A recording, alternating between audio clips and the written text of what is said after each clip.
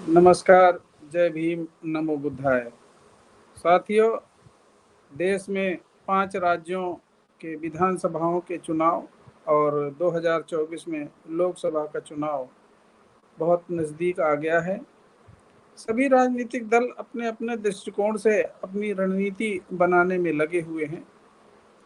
इसी रणनीति में, चुनाव की रणनीति में बहुजन समाज पार्टी भी एकला चलो की राजनीति पर, दृष्टिकोण पर स्वयं अपने बलबूते पर 5 स्टेट में और लोकसभा की सभी सीटों पर चुनाव लड़ने का दावा कर रही है। साथियों, आज भारत की राजनीति में बहुजन समाज पार्टी और उसकी नेता बहन कुमारी मायावती राजनीति के केंद्र में हैं। बिना उनके देश की राजनीतिक चर्चा अधूरी लग रही है। वे लोग जो कभी उनका नाम लेना पसंद नहीं करते थे, ऐसे पत्रकार, ऐसे चैनल भी उनकी आज उपस्थिति में, आज उनकी चर्चा में तरह तरह के कार्यक्रम कर रहे हैं। इसकी वजह है, बहुजन समाज पार्टी एक राजनीतिक दल ही नहीं, एक आंदोलन है, एक विचारधारा को बढ़ाने वाला एक संगठन है जो बहुजन समाज में जन्मे तमाम संतों, गुरुओं और बहुजन नायकों की विचारधारा को फलीभूत करने के लिए, धरातल पर उतारने के लिए लगी हुई है। बहुजन समाज आंदोलन ने, बहुजन मूवमेंट ने इस देश के वंचित समाज को उनका हक दिलाने के लिए, उनको मानवीय अधिकार प्रदान करने के लिए, उनकी विषमताओं को, सामाजिक, आर्थिक, राजनीतिक हर तरह की विषमताओं को समाप्त करने के लिए ये बहुजन मूवमेंट लगातार ऊंचाइयों पे चल रहा है, चढ़ता जा रहा है। सीटों से आकलन करना उचित नहीं होगा, मगर बहुजन समाज का जो मूवमेंट है वो कहीं रुका नहीं है, लगातार बढ़ता जा रहा है।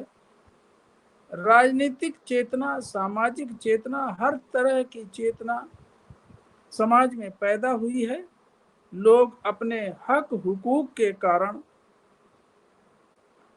अपना प्रतिनिधित्व हर क्षेत्र में चाह रहे हैं।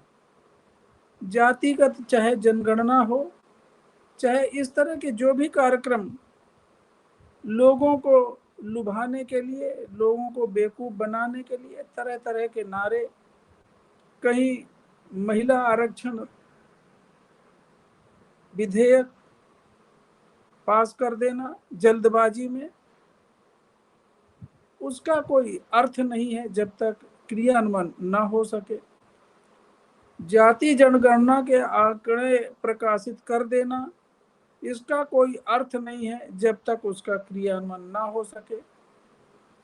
बहुजन समाज पार्टी ही बहुजन मूवमेंट के माध्यम से इस देश में लगभग 85% बहुजन समाज, जिसमें अनुसूचित जाति, अनुसूचित जनजाति, पिछड़ा वर्ग और धार्मिक अल्पसंख्यक के लोगों को मिलाकर एक वर्ग बनाने के, बहुजन वर्ग बनाकर इस देश की शासन सत्ता, इस देश के संसाधनों पर उचित प्रतिनिधित्व चाह रही है।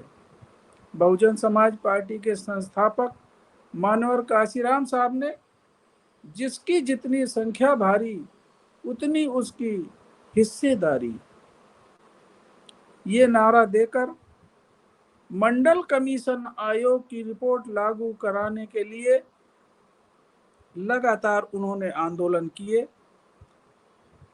मंडल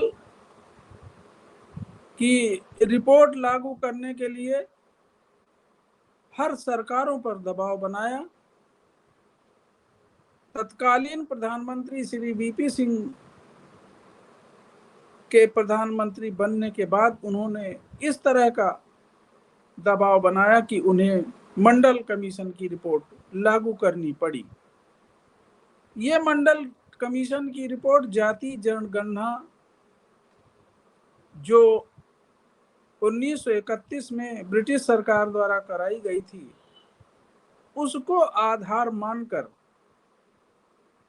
लागू की गई थी। मंडल रिपोर्ट ये उसी के आधार पे थी जिसमें बहुजन समाज लगभग 85% से अधिक की संख्या में आकलित किया गया था। यह आंकड़ा कमोबेश लगभग वही है। इस आंकड़े को भी नजरअंदाज कर दिया जाए तो भारत में 2011 की जो जनगणना है उसके आधार पर विभिन्न राज्यों में केवल एससी, एसटी और मुस्लिम की आबादी ही इतनी है जिससे इस देश की राजनीति में नियंत्रणकारी प्रभाव बहुजन मूवमेंट के द्वारा लागू किया जा सकता है। जैसे 2-4 स्टेट में ही अगर देखें तो उत्तर प्रदेश में अनुसूचित जाति 21%, ट्राइब्स नगण्य है लगभग, और मुस्लिम 19.26%। ये सेंसस 2011 का आंकड़े हैं। 40% से अधिक भागीदारी इन केवल 2 समाज की ही है और 40% निर्णायक वोट है, किसी भी चुनाव को प्रभावित कर सकता है। बिहार में 35.16%, ये 3 आबादी। वेस्ट बंगाल में तो 56.31%, मध्य प्रदेश में 44.87%, राजस्थान में 41.18%, झारखंड में 54.1%, उड़ीसा में 43%, छत्तीसगढ़ में 45%, गुजरात में 31%, उत्तराखंड में 35%, असम में 54%, जम्मू कश्मीर में 87%। तमाम इस तरह के और स्टेट में मेरे पास आंकड़े हैं जहां पर ये आबादी ही किसी भी चुनाव को प्रभावित कर सकती है। बिना इन निर्णायक वोटों के, बिना इन निर्णायक मत के कोई भी सरकार बन नहीं सकती है। बहुजन समाज पार्टी का ये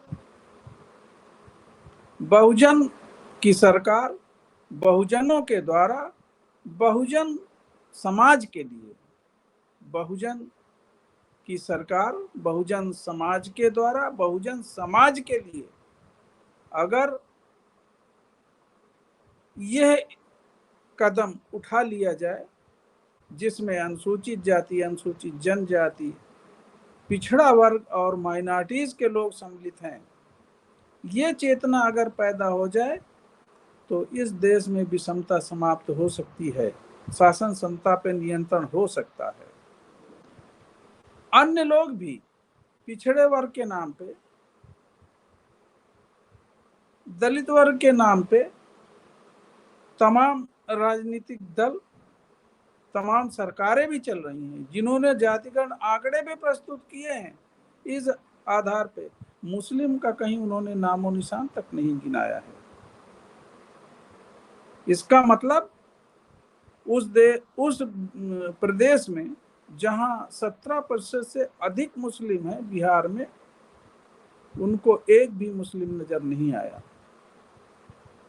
मुस्लिम की गणना ही नहीं उन्होंने की, ना प्रकाशित की। इसी तरह से तमाम राजनीतिक दल बहुजन समाज पार्टी के अलावा ना तो वो कहीं मुस्लिम को गिनते हैं, ना टिकट देते हैं, ना उनका प्रतिनिधित्व की बात करते हैं, जबकि एक बड़ा वर्ग है जो अगर अनुसूचित जाति, अति पिछड़े वर्ग, जनजाति के साथ मिल जाए तो किसी की सरकार बन नहीं सकती। और ये तभी होगा जब ऐसे संगठन का नेतृत्व, ऐसे दल का नेतृत्व अनुसूचित जाति के हाथ में हो। क्यों? क्योंकि मनुवाद या ब्राह्मणवाद से लड़ाई का, उसके विरुद्ध जो विचारधारा है वो अम्बेडकरवाद है। कोई भी अपने आप को पिछड़ा वर्ग, माइनॉरिटीज का या दलित का कहने वाला ये व्यक्ति कि मैं अम्बेडकरवादी हूं, मैं अम्बेडकर को मानता हूं, जब तक वो ब्राह्मणवाद से मुक्त नहीं होता, जब तक मनुवाद की विचारधारा से मुक्त नहीं होता, वो अम्बेडकरवादी हो ही नहीं सकता, वो बहुजन समाज का पक्षधर हो ही नहीं सकता, बहुजन विचारधारा का पक्षधर हो ही नहीं सकता। वो केवल सत्ता में बने रहना चाहते हैं, उनको केवल मलाई चाहिए, उनको केवल बड़े बड़े पद चाहिए, एमपी, एमएलए, मंत्री, सरकार चाहिए उन्हें। उन्हें बहुजन समाज से कोई लेना देना नहीं है। लेना देना जो बहुजन समाज का व्यक्ति बाबा साहब की विचारधारा से, अम्बेडकरवाद जो बहुजन नायकों की विचारधारा है, उसको लेकर चलेगा, खाली नाम लेने से नहीं है, अम्बेडकरवादी बनने से नहीं है। 131 विधायक, इस member of parliament, 131 member of parliament SC ST के हैं, OBC के 112 विधायक, माइनॉरिटीज के MPs, माइनॉरिटीज के 34 MPs, 300 के करीब ये संख्या होती है। आज भी ये बहुजन विचारधारा के आधार पे जो भी जुल्म ज्यादती हो रहे हैं उनका खात्मा कर सकते हैं। बहुजन विचारधारा यहीं पे दिखती है कि ये जितने भी राजनीतिक दल हैं, बिहार में हो या जहां कहीं भी हो, ये पिछड़े वर्ग का केवल ढोंग करते हैं। ये बहुजन विचारधारा से बिल्कुल इनका कोई नाता नहीं है। ये मनुवाद, ब्राह्मणवाद के पोषक हैं। ये उस विचारधारा से अलग नहीं हुए, इसलिए इनके द्वारा देश में किसी तरह के परिवर्तन की उम्मीद करना बेमानी है। यही लोग जो वास्तव में परिवर्तन कर सकते हैं, बहुजन समाज की विचारधारा को, बहुजन मूवमेंट को सफल बना सकते हैं, वो बहुजन समाज पार्टी है। उसके नेता बहन कुमारी व मायावती जी हैं, जिनको लगातार ये केवल इनके पास उन पर इल्जाम लगाने के लिए कोई इनके पास एक भी कोई बात नहीं है, सिर्फ कि वो बीजेपी की बी टीम है। उनके राजनीतिक कैरियर में अब तक के एक भी लांछन ऐसा नहीं लगता कि जिससे प्रतीत होता हो कि मनुवाद, ब्राह्मणवाद या बीजेपी के किसी विचारधारा के इर्द गिर्द कहीं वो फटकती नजर आई हूं। केवल अनुमान के आधार पर ये इल्जाम लगाना बहुत बेमानी है। इसीलिए ये इल्जाम दलित वर्ग के उन दलाल और चमचों के द्वारा जो ब्राह्मणवाद के पोषक हैं, 131 MP और MLA विभिन्न राज्यों में हैं, उनकी सरकार में सम्मिलित हैं, ये इन्हीं सब लोगों की बदौलत बहुजन मूवमेंट सफल नहीं हुआ। आज भी समाज विषमता का पोषक बना हुआ है, विषमता व्याप्त है जगह जगह, हर क्षेत्र में। तो ये विषमता अगर समाप्त हो सकती है तो बहुजन समाज पार्टी और उसके नेतृत्व में जो संगठन चल रहा है वो बहन कुमारी मायावती जी, जो मनुवाद या ब्राह्मणवाद से पूर्णतः मुक्त हो चुकी हैं, वही अंबेडकरवाद की विचारधारा को, वही इस देश में बुद्धमय भारत की कल्पना को साकार कर सकती हैं। एक बार इन बहुजन समाज के सभी वर्गों से, अनुसूचित जाति, अनुसूचित जनजाति, अति पिछड़े वर्ग और धार्मिक अल्पसंख्यकों से अनुरोध है कि वे कम से कम